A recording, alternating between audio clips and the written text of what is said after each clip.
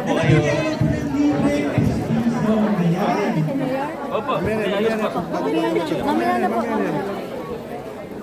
So tayo po ay mas swerte na tayo po ay dinalaman po ng ating pong ginamahal na mayor ng lungsod ng Pasig, Mayor Vico Sangko.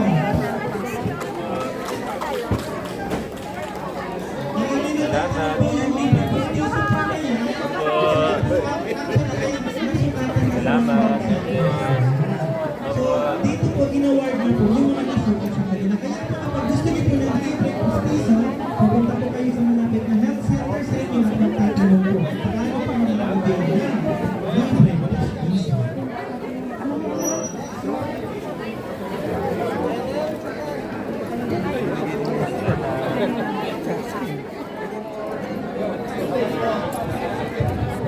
Magandang umaga po sa ating lahat. Kamusta po kayo? Maraming salamat sa lahat sa atin, lalo na sa support para sa magandang programa na ito. Ngayong umaga, galing po kami sa Barangay Santa Lucia ni Dr. Panaligan.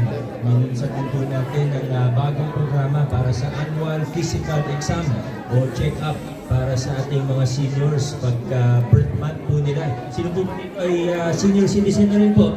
Meron po ba dito mga senior citizens? Ayan.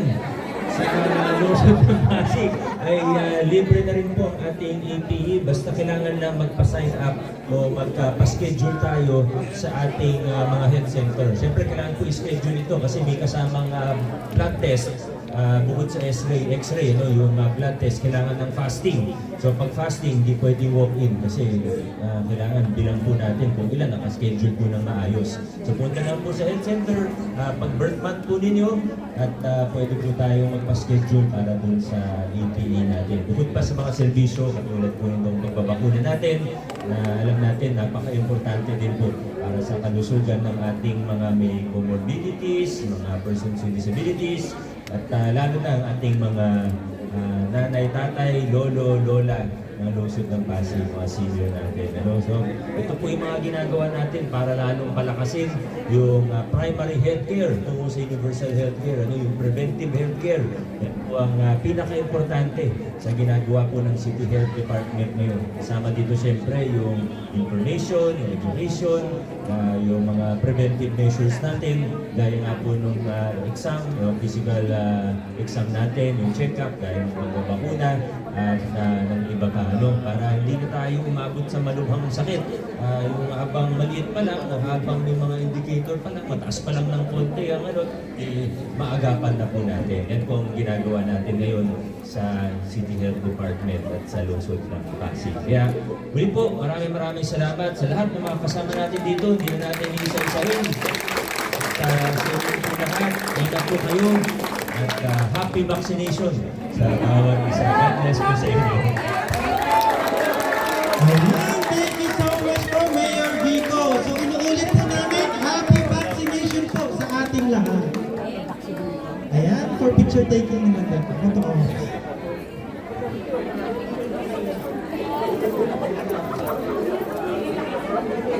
Ito po, ito.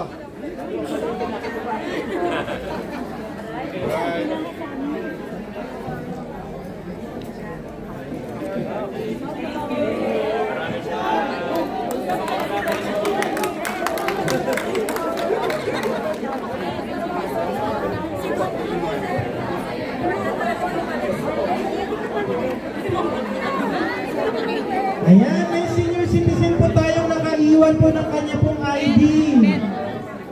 Mga nakaiwan na kay Sir Ramon Tanangonan. Sir Ramon Tanangonan, sayang po itong ID nyo. Ang laking gamit po nito. Ayan, sir. Thank you. Ang laki madi-discount po sa lahat dyan. Ayan.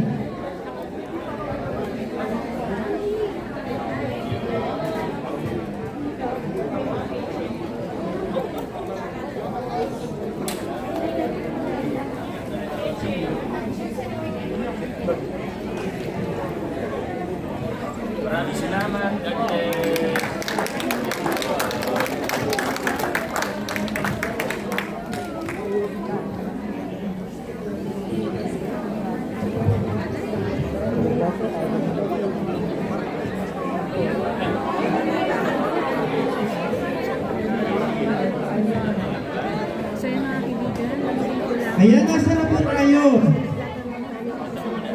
Ano po yung susunod na pwede na papatayuin? Pakatay na. Yan po mga ka-vlog ng Plus Pasig. Ngayon po ilay po nga tayo dito sa libreng bakuna. Ito nga po ay para sa kontra pneumonia, para po sa first 1,000 senior citizen at may comorbidities. At kasabay niya itong mga ka-vlog ng Pasig, nagkaroon din po ng awarding of libreng postiso para po sa mga Pasigyenyo. So ito nga po mga ka-vlog ng Pasig ay parte pa rin ng selebrasyon sa araw ng Pasig. Ito babakunahan pala. Oh. Babakunahan pala eh. Okay. Magkulo tayo ulit sa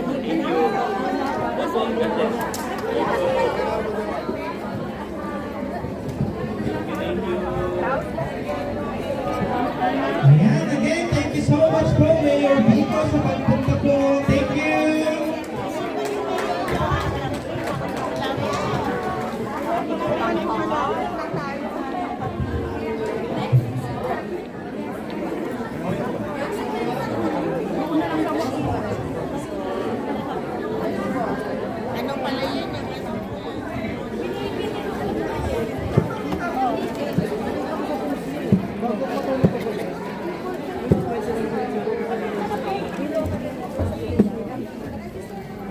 Okay, so pupunuin po ulit natin to. Same po kayo gaya ng kanina. Pupunuin lang po natin ito. And then start po tayo.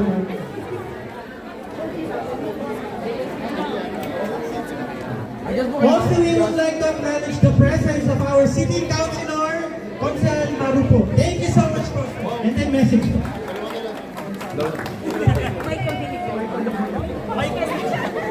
Magandang umaga po sa ating lahat at sa mga senior citizens. Good morning po! At napapati ko po sa ating lahat unang-una ng maligayang araw ng Pasig. At bukas na po ang araw ng Pasig ng iba't ibang activities po tayo. At syempre ang ating City Health Department. Ang isa po ay ang bakuna kontra pneumonia. Ayan. Syempre hindi lang naman ngayon ito ginagawa.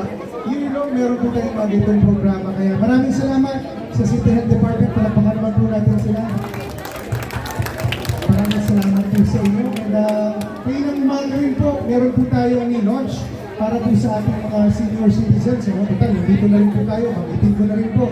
Para po sa annual physical exam, tuwing birth month po natin. 10 labs po yun at kasama rin po ang x-ray. Ibig sabihin, kapag birth month po natin, pwede po tayo makipag-coordinate sa ating mga respective health centers kung kailan po ang schedule para magkaroon po tayo ng annual physical exam. Ngayon, may cluster tayo ng mga super health center. Kapag ka na-schedule na po tayo, alamin po natin kung sa cluster po ng super health center respective barangay po natin, saka po tayo pupunta doon kasi hindi po tayo pwedeng mag-walk-in kasi may fasting po. Kailangan hindi tayo mag-overfast, hindi rin po tayo mag-underfast.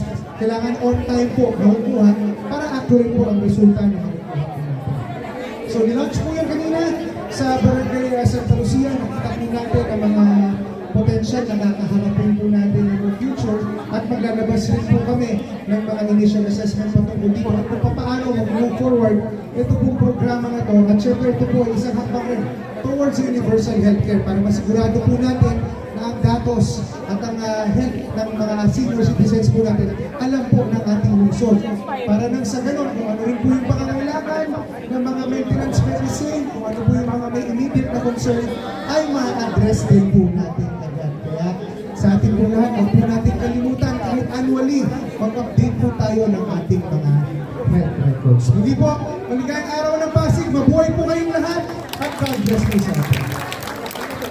Ayan, thank you so much po, Councilor Maru Martirez, sa inyo pong napaka-inspiring message.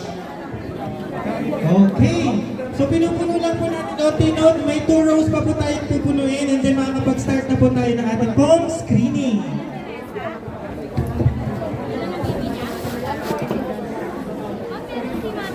Maintenance na, mami. Ano po ito? Ayan, paki-ready na po ng ating pong papabakunahan braso. Ano po yung brasong papakunahan sa natin? Yung hindi masyadong gamit ng braso. Kung kayo po ay lagi ginagamit sa kanilang braso na may papabakunahan.